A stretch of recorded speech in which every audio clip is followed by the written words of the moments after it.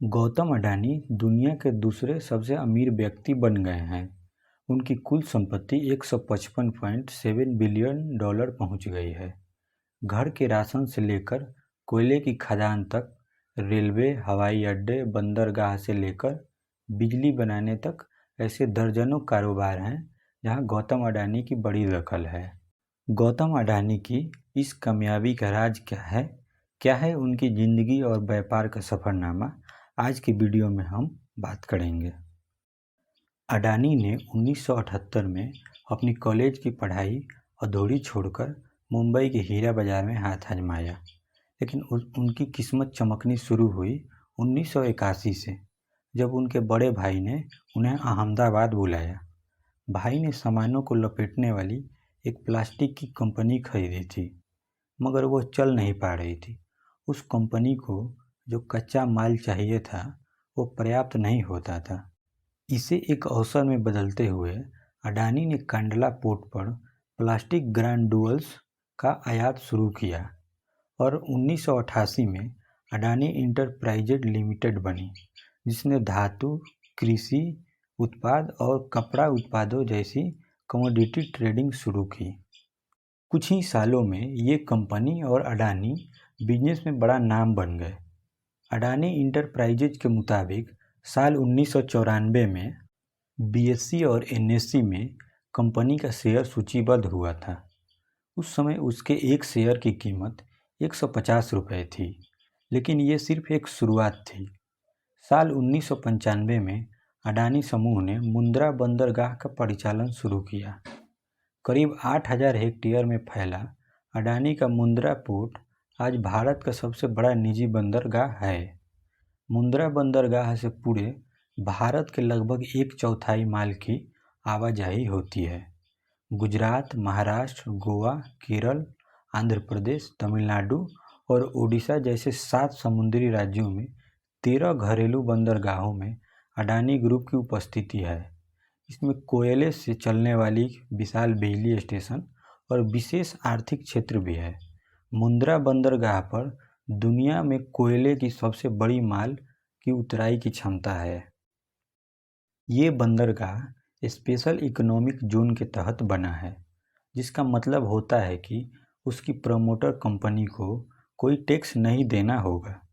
इस जोन में बिजली प्लांट, एक निजी रेल लाइन और एक निजी हवाई अड्डा भी है। जनवरी 1999 में अडानी ग्रुप ने will agri business group Wilmar के साथ हाथ मिलाकर खाद्य तेल के बिजनेस में कदम रखा। आज देश में सबसे ज़्यादा बिकने वाला फॉर्चून खाद्य तेल अडानी विलमार कंपनी ही बनाती है।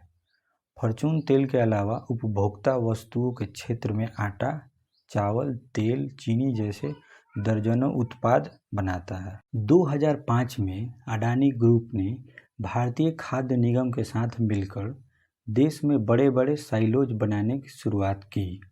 साइलोज में बड़े पैमाने पर अनाज का भंडारण किया जाता है।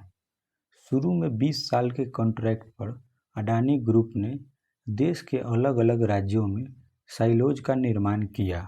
इनकी कनेक्टिविटी के लिए अडानी ग्रुप ने निजी रेल लाइन को भी बनाया, ताकि साइलोज यूनिट से पूरे भारत में वितरण तक अनाज के आवाजाही को आसान बनाया जा सके।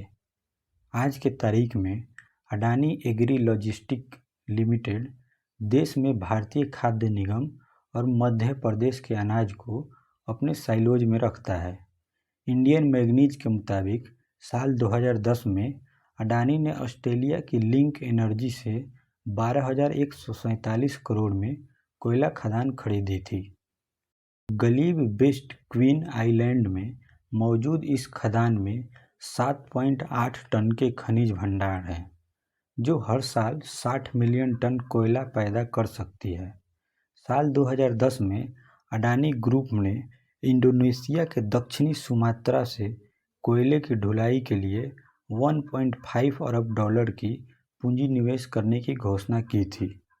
इसके लिए दक्षिणी सुमात्रा में बनने वाली रेल परियोजना के लिए वहां के प्रांतीय सरकार के साथ समझौते पर हस्ताक्षर किए गए। अडानी साम्राज्य का कारोबार 2002 में 76.5 करोड़ डॉलर था जो 2014 में 10 अरब डॉलर हो गया था। साल 2015 के बाद अडानी समूह ने सेना को रक्षा उपकरणों की आपूर्ति का काम भी शुरू किया। कुछ समय बाद प्राकृतिक गैस के क्षेत्र में बिजनेस को बढ़ाया। 2017 में सोलर पीवी पैनल बनाना शुरू किया। 2019 में अडानी समूह ने हवाई अड्डे के क्षेत्र में प्रवेश किया। अहमदाबाद, लखनऊ, मंगलुरु, जयपुर, गुवाहाटी और तिरुवनंतपुरम में 6 हवाई अड्डों को आधुनिकीकरण और संचालन की जिम्मेदारी अडानी समूह के पास है। अडानी समूह 50 सालों तक सभी 6 हवाई अड्डों का संचालन, प्रबंधन और विकास का काम संभालेगा। गौतम अडानी के नेतृत्व वाली अडानी समूह के पास मुंबई इंटरनेशनल लिमिटेड में 74% हिस्सेदारी है।